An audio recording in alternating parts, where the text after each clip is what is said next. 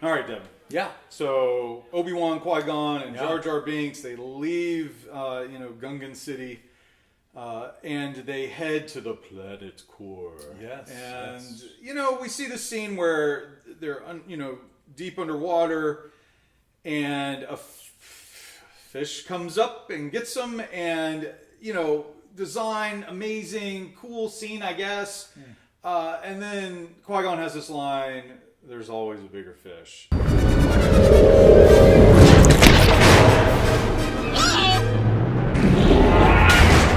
overfish!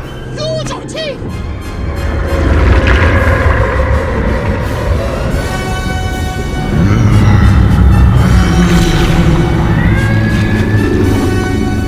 There's always a bigger fish. Misa think we going back now.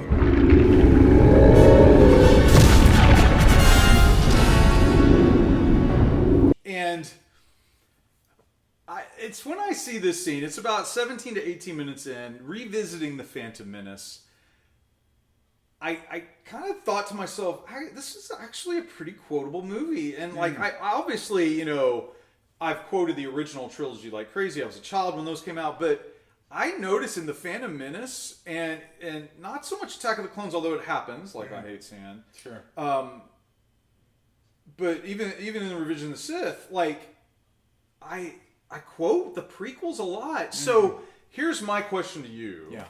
Is the Phantom Menace a quotable, one of the big quotable Star Wars films? Ooh. Is it quotable? Is it the big quotable? Ooh. Big, is it up there? I will say this. I don't know about volume-wise, but Yeah. I think that there are some key phrases, key quotes that come out of it that are probably used as often as probably anything but the original trilogy. Yeah, I just don't know if there's anything more quotable than the original trilogy. Yeah. In particular, the original Star Wars.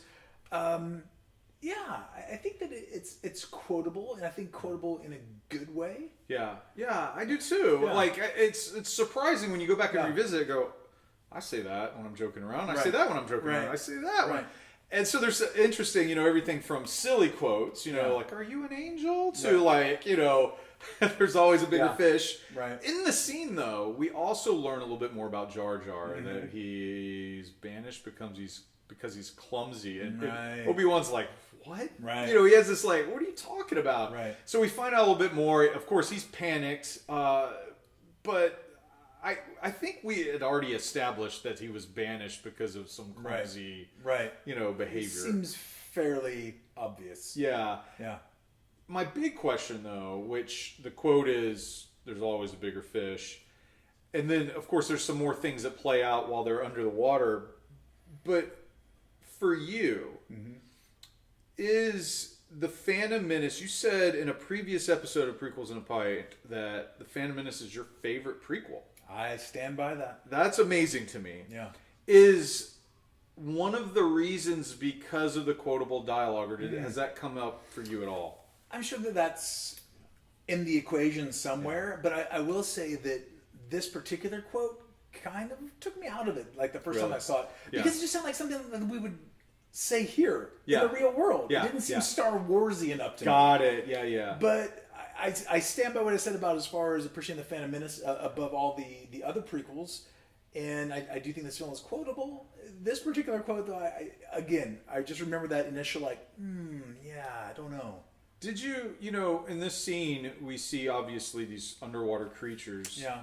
What were your impressions of that the first time you saw it? Now, did that feel Star Wars to you? Whatever that means. But did you feel like you were immersed in something that you would find in Star Wars? For me, it was an echo of Empire Strikes Back in the asteroid field. Yeah. It was just kind of had that maneuverability going with the craft and the hidden dangers around. So for me, it definitely resonated. How about with you? Yeah. I like the surprise of it. This other, how are you going to get out? All of a sudden, this giant, creature comes out and changes the game. And then there's another one coming up in a future scene. And I really like that. And that's one of the things I love about Star Wars. For me, when it really feels like it's clicking, is when you're seeing many creatures in the background and they're not focused on, like the space slug of Empire Strikes Back. Right. It's sort of a surprise moment, but they don't like what was that? Where did that come from? Right, How did that right, get here? right. They're just there. Right. J.J. Abrams did that in The Force Awakens. If you remember early on in the film where BB-8 realizes Right. he's alone, Right. he's rolling off into the desert in the Right. night of Jakku, and some sort of creature comes up out of the sand and looks around, and that's Star Wars. Yeah. It's like the Yeah. frog thing outside of Jabba's palace, Right. That's what I think. That's actually the creatures that are in the background that, like in most movies, you focus on them, you get a big background. Right. It's just there, Yeah. and that's what makes Star Wars special. And I think this scene is sort of the epitome of that. Of course, you've overlooked the most fascinating connection here. Oh, please tell me. Was it the next year or later that year that Ewan McGregor starred in Big Fish?